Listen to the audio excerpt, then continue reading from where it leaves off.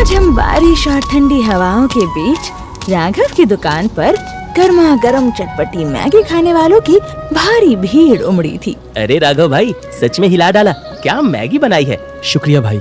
सच में यार, तुम्हारी इस चटपटी मैगी के आगे तो हमारी कॉलेज कैंटीन की मैगी तो पानी कम चाय है। एक और प्लेट बनाना और उसमें एक्स्ट्रा चीज भी डालना। अभी बनाता हूँ मैडम जी। तुम ना हमारे कॉलेज के पास भी एक दुकान खोल लो, दोगुनी कमाई होगी। जी भैया, अभी तो इस छोटे से दुकान को ही बड़ा बनाने का सपना है, बाकी ऊपर वाले की मर्जी। राघव के लिए ये दुकान उसके परिवार का एकमात्र सहारा है, पर वो अनजान था कि जल्द ही एक फैसला उसकी दुनिया बदलने वाला है। यही फैसला लेने के लिए एक आलीशान एसी केबिन में नेता भैरव सिंह अपनी घूमती कुर्सी पर बैठा काजू चबा रहा था। हाँ तो मोहन, सीधे मुद्दे पर आओ।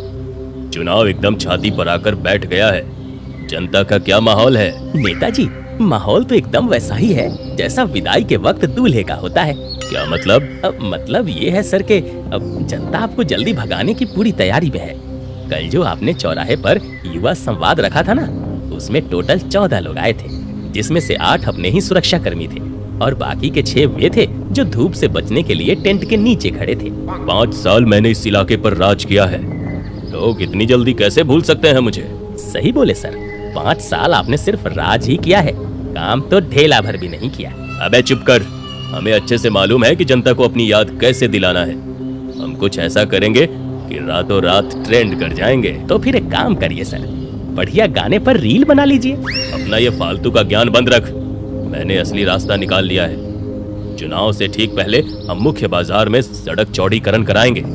जनता को लगेगा कि भैरव सिंह जैसा कर्मठ नेता तो पूरे देश में नहीं है। पर सर, उस मुख्य बाजार की सड़क के दोनों तरफ तो सालों पुरानी दुकानें हैं, कईयों के घर हैं। अरे मोहन, जब बड़ी फसल काटनी हो तो कुछ घास फूस को तो कुचलना ही पड़ता है। अगली ही सुबह जब सूरज की पहली किरण भी ठीक से नहीं उतरी थी, पूरा बाजार मलबे और खौफ के साए में डूबने लगा था। अरे रुको साहब, दया करो, मेरी 3 पीढ़ियों की दुकान है, अरे इसे मत तोड़ो साहब। अरे दद्दा, सरकारी आदेश है, सड़क चौड़ी होगी, तुम्हारा जो भी नुकसान है उसका मुआवजा मिल जाएगा तुमको। अरे काहे का सरकारी आदेश? हमें कोई नोटिस नहीं मिला। कानून नाम की कोई चीज है कि नहीं यहाँ? ज्यादा मच मत कर, नहीं तो एक कान के नीचे दूंगा ना, सारा कानून समझ आ जाएगा। ए ड्राइवर, तो क्या मेरा मुंह देख रहा है? बढ़ा जेसीबी आगे। जेसीबी के पंजे से कड़कड़ा कर दुकान का शेड गिर जाता है और चीख पुकार मच जाती है चारों ओर। तभी राघव अपनी पत्नी सुधा के साथ भागता हुआ आता है। नहीं नहीं, रुक जाओ, ए भैया मत तोड़ो। भैया, भैया जी, दुहाई है भगवान की आपको, हमारी दुकान मत उजाड़िए, यही एकमात्र सहारा है हमारे घर का। मेरे ससुर जी बीमार रहते हैं, हम सब बर्बाद हो जाएंगे। हटो सामने से, ये रोना गाना साइड में जाकर करो। नहीं, अगर ये दुकान टूटेगी तो पहले ये गाड़ी मेरे ऊपर से जाएगी। ठीक है, ए ड्राइवर, चढ़ा दो गाड़ी। नहीं नहीं, जाने दीजिए राघव जी, यहाँ हमारा कोई सुनने वाला नहीं है। अरे फालतू का नाटक मचा रखा है, सरकारी काम है, एक बार सड़क चौड़ी हो जाने दो, फिर दफ्तर आकर मुआवजा ले लेना। टूटे सपनों का मलबा समेटे राघव और सुधा घर लौट गए। राघव घर के फर्श पर सिर पकड़कर बैठा हुआ था।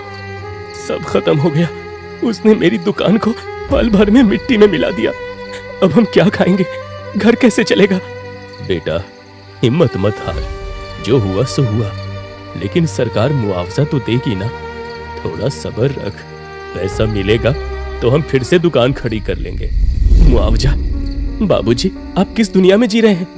हमें कोई मुआवजा नहीं मिलने वाला। वो भैरव सिंह, वो सिर्फ चुनाव जीतने के लिए हमें मूर्ख बना रहा है, हमारा सब कुछ लूट लिया उसने। ऐसा मत कर बेटा, ऊपर वाला सब ठीक कर देगा, फिक्र मत कर। कैसे फिक्र ना करूं बाबूजी, आज आपकी वजह से हमारे पास फूटी कौड़ी नहीं बची है। जब आपकी राशन की दुकान थी तब सबको उधार बांटते फिरते थे आप, और नतीजा क्या हुआ? एक आदमी हजारों का राशन उधारी में लेकर शहर भाग गया।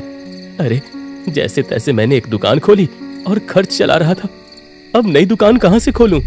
राघव जी, अगर किसी ने बाबूजी की अच्छाई का नाजायज फायदा उठाया तो उसमें उनका क्या कसूर है? मुसीबत के वक्त अपनों को हिम्मत देते हैं, उन पर अपनी भड़ास नहीं निकालते हैं। सुधा की ये बात सुनकर राघव सन्न रह गया और अपनी गलती का एहसास होते ही वो ग्लानि से भर गया। मुसीबतें चाहे कितनी भी बड़ी क्यों ना हो, कोशिश के आगे घुटने टेक ही देती है। राघव ने बची कुची जमा पूंजी से और सुधा ने अपने गहने गिरवे रखकर एक नया ठेला खड़ा कर दिया। राघव जी, ये लीजिए, मैं घर से फटाफट हमारा सीक्रेट मसाला पीस के लाती हूँ। थैंक यू सुधा, अगर तुम मेरा हौसला ना बनती तो शायद मैं दोबारा खड़ा नहीं हो पाता। अरे थैंक यू कैसा, बस आप फटाफट हाथ चलाइए और देखिए ग्राहक आने भी शुरू हो चुके हैं। राघव मुस्कुराकर फुर्ती से सब्जियां काटने में जुट जाता है। मसाला मिलाते ही हवा में चटपटी खुशबू तैरने लगती है। राघव भाई देखो, हम आपको ढूंढते हुए यहाँ भी आ गए। वही तो, पूरे बाजार में घूम लिए पर वैसी महक कहीं और नहीं मिली मुझे। और हमारे लिए वही पुराने वाली 2 प्लेट, वो भी एक्स्ट्रा चीज के साथ। जी बस 2 मिनट। राघव की बनाई मैगी लोग मजे से खा रहे थे। वो और सुधा खुश थे कि आखिर उनकी कमाई फिर से शुरू जो हो गई है। तभी अचानक एक बाइक की तेज गड़गड़ाहट सुनाई देती है। अरे वाह मैगी वाले, तुम यहाँ आकर जम गए। हमें लगा दुकान टूटने के बाद तो कुछ दिन दिखोगे नहीं। वैसे लग रहा तुम्हारा तो धंधा बढ़िया चल रहा। जग्गा भाई, पेट पालने के लिए कुछ तो करना ही पड़ेगा। जैसे तैसे छोटा सा ठेला लगाया है। अब ठेला छोटा है कि बड़ा, हमें उससे क्या। नियम सीधा है, इस इलाके में ठेला लगाना है तो हर हफ्ते का हफ्ता देना होगा। भैया जी, अभी तो दुकान खोली है, अभी हमारे पास कोई पैसे नहीं है। आप लोग एक लाचार पर और कितना अत्याचार करोगे। लेडीज, मर्द लोग बात कर रहे हैं ना, बीच में मत बोल। राघव, सीधे से पैसे निकाल, वरना क्या। अर्जुन की कड़क आवाज गूंजते ही सब चौंक कर पीछे मुड़ते हैं। अरे वरना क्या कर लोगे तुम, डकैते ही के। दुकान छीनकर मन नहीं भरा कि अभी ईमानदारी से कमाने वाले को लूटना भी शुरू कर दिया तुमने। ए अर्जुन, तुमको मालूम है ना तुम किससे बात कर रहे हो? हाँ, भैरव सिंह के चमचे से। चमचे नहीं, राइट हैंड हैं हम भैया जी के।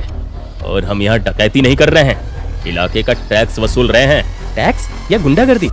अरे कान खोलकर सुन ले जग्गा, आज के बाद अगर इस ठेले के आसपास भी तू या तेरा कोई गुंडा दिखा ना, तो तुझे मेरे हाथों से भैरव सिंह भी नहीं बचा पाएगा। चल दफा हो यहाँ से। जग्गा आंखों ही आंखों में अर्जुन को धमकी देता है और अपनी बाइक स्टार्ट करके वहाँ से चला जाता है। आपका बहुत बहुत धन्यवाद अर्जुन भैया, आज आपने हमें बचा लिया, वरना ये लोग हमारा ये ठेला भी उजाड़ देते। धन्यवाद की कोई बात नहीं है, मैं बस अपना काम कर रहा हूँ। अर्जुन एक पढ़ा लिखा युवा नेता है। वो इस बार चुनाव में जनता की आखिरी उम्मीद बनकर सीधे भ्रष्ट भैरव सिंह को टक्कर देने की तैयारी में था। दिन बीतने के साथ साथ राघव का ठेला फिर से चल पड़ा, लेकिन उसकी ये कामयाबी विरोधियों की आंखों में खटकने लगी थी। नेताजी, आपके रहते ये सब क्या हो रहा है? अरे वो लौंडा अर्जुन तो हद पार कर रहा है। लोगों के बीच से आपका दबदबा हल्का पड़ रहा है। क्या हुआ, साफ साफ बोल। उस अर्जुन के आड़ में वो मैगी वाला भी शेर बन रहा था। लोग कह रहे हैं कि अर्जुन उनका मसीहा है और आने वाले चुनाव में वो आपको हरा कर ही दम लेगा। मैंने तो पहले ही बोला था नेताजी कि थोड़ा काम पर ध्यान दे लो।